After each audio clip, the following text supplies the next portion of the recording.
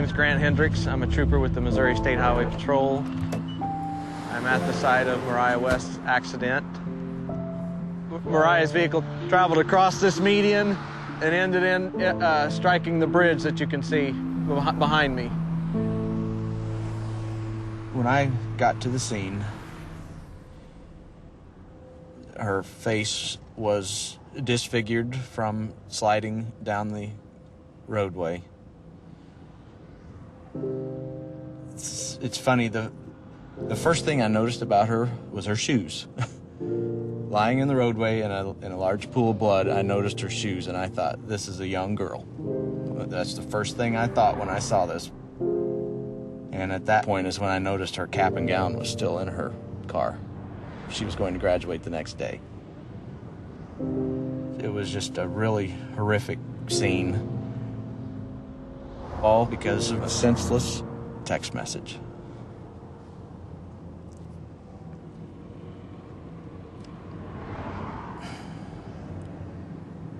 It's just sad.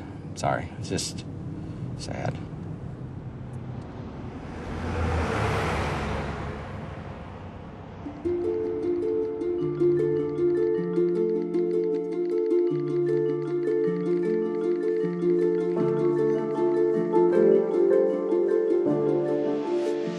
Ashley would text hundreds of messages every day. That was the way we kept in touch. We would definitely text more than we talked. Mariah was a multitasker extraordinaire. She could text better than anyone I know. She could be having one conversation with me, completely focused, while having a text conversation with somebody else. When you do something 7,000 times a month, you tend to learn where those 26 letters are. We would be at school, at home, movies, bowling, driving. not even looking at her phone. Just simple, Insignificant. Useless bullshit, whatever it may be. about anything and everything. Just a way to pass the time. It didn't matter where we were constantly texting.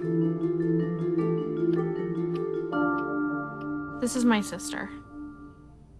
She was looking at my message that I had just sent her. When she looked up, she had clipped the median on the left-hand side of the road. Her truck flipped, and as it was flipping, she was actually ejected through the driver's side door, and she landed in the ditch about 300 feet from her truck. People will tell you over and over again, it's not your fault. But knowing that you were the person that she was talking to when she was killed. Just knowing, having a highway patrol officer write in a report that a text message sent at 12:05 is the reason that she is dead is not something that will ever go away. If I could talk to her one last time, I would just say I'm sorry.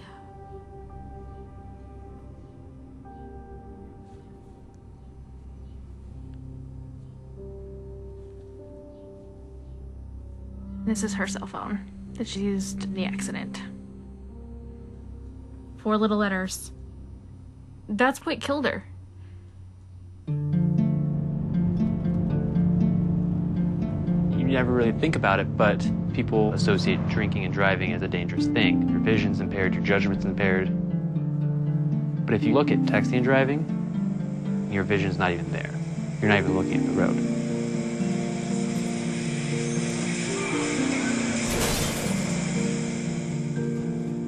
If someone would ask me to drive down the road and close your eyes for 5 seconds or 6 seconds, I would never even attempt that. But then if someone asks, read this text message and respond to that in about the same length of time, well, that would be no problem. I'd done that numerous times in the past before this accident. I was on my way home. I had my girlfriend in the car, and I'm just reading a text message, responding. I was looking up every couple seconds or so, like I always did. And I just hear a loud scream next to me, and the next second I look up and I see a bicyclist crashing the windshield.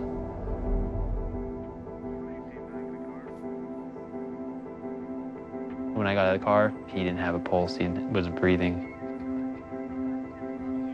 He wasn't alive. There are no words to describe the level of grief, the level of depression and self-hatred I was going through.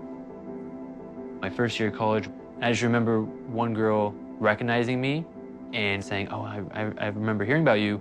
You're that guy who hit the bicyclist because you were texting and driving. That was actually the day before I ended up going to the hospital for emotional problems. I sent one stupid, meaningless text, LOL, and killed a man.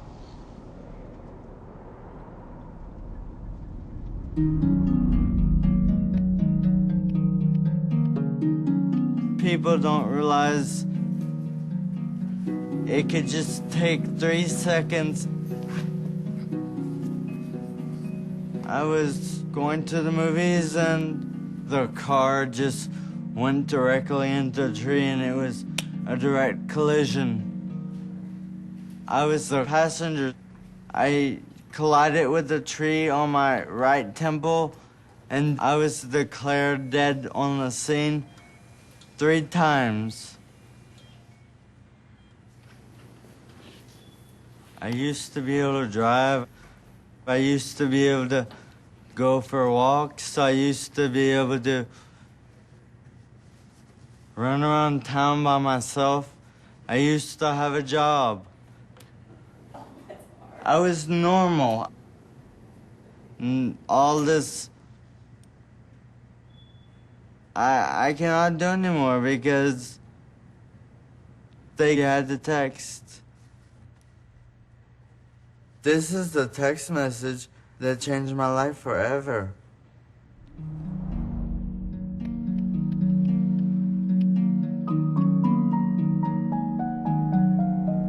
The day before her graduation, my daughter drove to go meet a boy, and she never made it.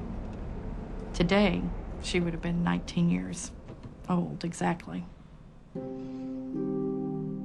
Mariah never wanted a minute to go by that she wasn't doing something. She wanted to do everything all at one time with friends and family and just having a good time. That's what she loved. Friends would tell me from school that, you know, the best part of the day at school was Mariah coming down the hall because she'd stop to give everyone a hug.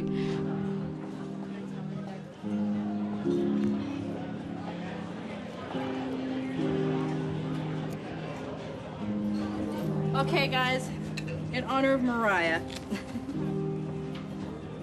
Happy birthday to you.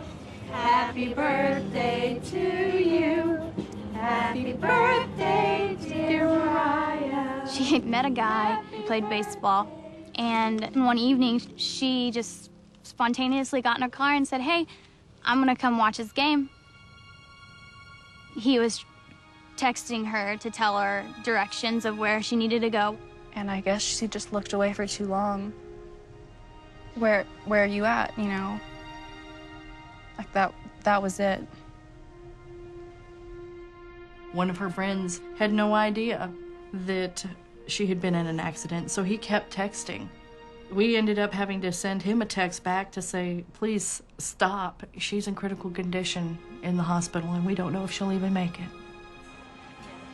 She always worked her magic, you know, and still to this day, without her being here, she's so much still a part of our lives every day. She was our sunshine. She really was.